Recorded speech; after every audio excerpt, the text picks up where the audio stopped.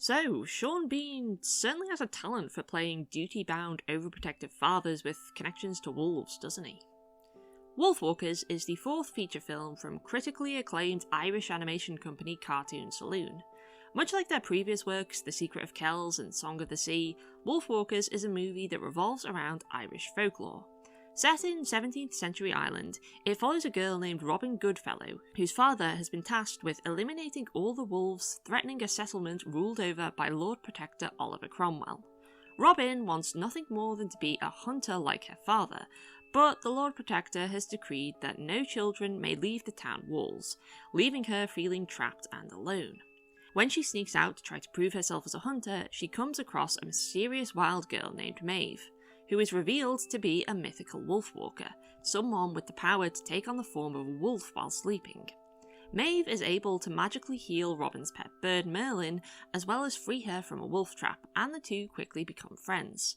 Together, the two of them come up with a plan to satisfy both sides of the conflict between humans and wolves, as Maeve and the wolves are willing to leave the shrinking forest, provided that Robin is able to reunite her with her mother, who disappeared while in wolf form. Robin's father, however, refuses to believe in the existence of wolfwalkers, and instead pushes Robin to work as a scullery maid under the orders of the Lord Protector. His plan goes awry, however, when it's revealed that Maeve accidentally biting Robin while freeing her from a trap caused her to obtain the powers of a wolfwalker. Though scared at first, with the help of Maeve, Robin grows to appreciate her newfound abilities as she experiences the true freedom of being a wolfwalker. When Robin returns to the town, using her newfound wolf scent powers, she learns that Maeve's mother Moll has been captured by the Lord Protector in an attempt to forcibly tame the wild woods. Moll begs Robin to convince her daughter to leave without her and save herself, but Maeve is unwilling and threatens war against the town unless they free her mammy. On the surface, it may sound like a typical cliched kid story involving pretty common tropes like a strained parental relationship and a city-dwelling hero learning to live more like their wild, free-spirited companion, but in my opinion, Wolfwalkers is a refreshing example of taking these cliches and showing exactly how they should be done. Take Robin's relationship with her father Bill. The cliche of a child trying to prove their worth to their troubled parents has been done a lot in animation, and not always well. What makes it work in Wolfwalkers, however, is that from the very beginning, Bill is shown to be a loving and caring father who really does appreciate his daughter, and that him becoming an obstacle to her goal isn't because he actually thinks it's the right thing to do, but because he's clearly terrified of the oppressive Lord Protector, and fears what could happen to his daughter if she goes against the puritanical ways of their society. The film's message that parents, no matter how good their intentions may be, are not always right, and that being overprotective can have negative consequences, is strengthened by the fact that Robin and Maeve's plan for Maeve and the wolves to find a new home once Robin frees her mother is pretty reasonable and logical. It could have easily worked without any harm done had both of their parents simply allowed it to, and put their faith in their children rather than letting their fear control them. But that said, both Bill and Moll do still come across as sympathetic, given you can understand why they're both afraid. And Robin grows to understand this too, as her actions towards Maeve when she tries to drive her away from her captured mother prove that she and her father aren't so different, and both of them need to change and find a new life. Robin and Maeve's friendship developing is pretty enjoyable to watch too. As with the aforementioned troubled parent and child trope, the cliche of the odd couple characters starting off on the wrong foot and learning to like each other has been done to death as well.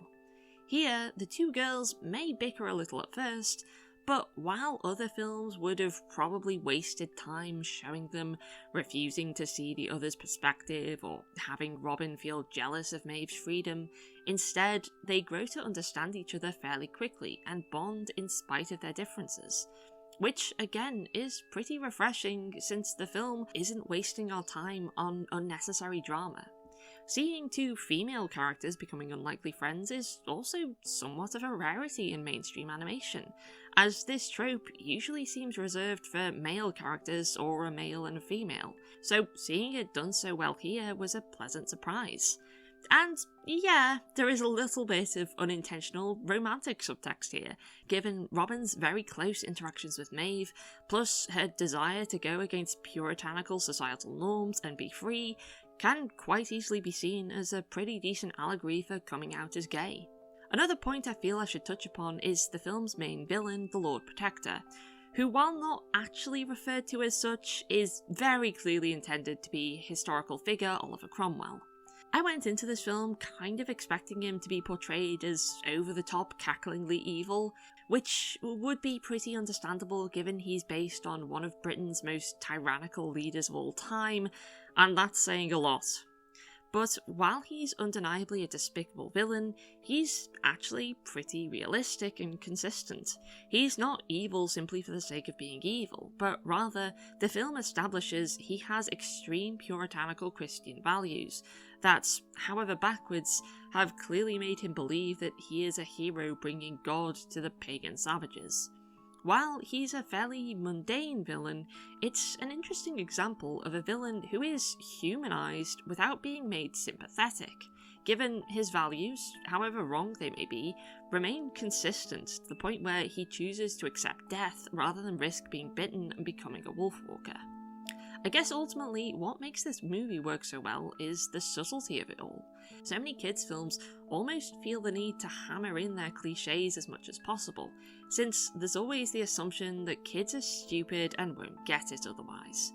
Wolfwalkers, on the other hand, takes these cliches and actually allows them to feel natural. Rather than being an overly loud, reckless and rebellious hero, Robin is a good-natured and capable hero who just wants to regain freedom she lacks under the town's rules, and she does take her father's well-being into consideration. Rather than being a grumpy stick-in-the-mud who's unquestionably wrong and proven so in the end, Robin's father is a well-meaning man whose fears for his daughter are understandable but proven misguided nonetheless. Rather than being an evil, dastardly, cackling villain, Cromwell is a mundane and realistic tyrant following puritanical values who is still undeniably the bad guy. And of course, if there's one thing I absolutely should comment on, it's the animation. While many praised Wolfwalkers simply for having traditional animation, I feel like just focusing on that in and of itself is doing it a bit of a disservice. The strength of this animation isn't just that it's traditionally drawn, it's that the overall art style of said animation is perfect for the story. While a lot of 2D Disney-esque animation is always perfectly polished and refined, Wolfwalkers has an almost sketchy style to it that perfectly fits with the themes of wild and untamed nature. The details of the background art especially help, as the forest backgrounds are so incredibly detailed and unique, while the town looks deliberately flat and dull by comparison. While it takes a talented writer to come up with a story that is completely unique and original, at the same time, it also takes talent to take a bunch of typical cliches and perfect them, showing exactly how they should be written. It's so easy to take the lazy route when it comes to children's media, to do just exactly what's been done before without any real originality simply because kids will watch anything. If there's a lesson to be learned from Wolfwalkers, it's that this need not be the case. You can make stories like this work. You can turn stories like these into a thing of beauty. Sure, it's easy to make a mediocre kids movie that'll make money no matter what, but while I may not be a professional screenwriter, I believe that creating a great movie that can appeal to both children and adults alike will ultimately be more rewarding in the end. At the end of the day, just because you don't have to, doesn't mean that you shouldn't. Thanks for watching the video. If you haven't seen Wolfwalkers, I highly recommend you check it out if you can. And if you have seen it, well, what did you think? Did you like it, or were you disappointed? Whatever your opinion, let me know down below. Like, share and subscribe and donate to me on Patreon if you can, and I hope to speak to you again soon. Goodbye.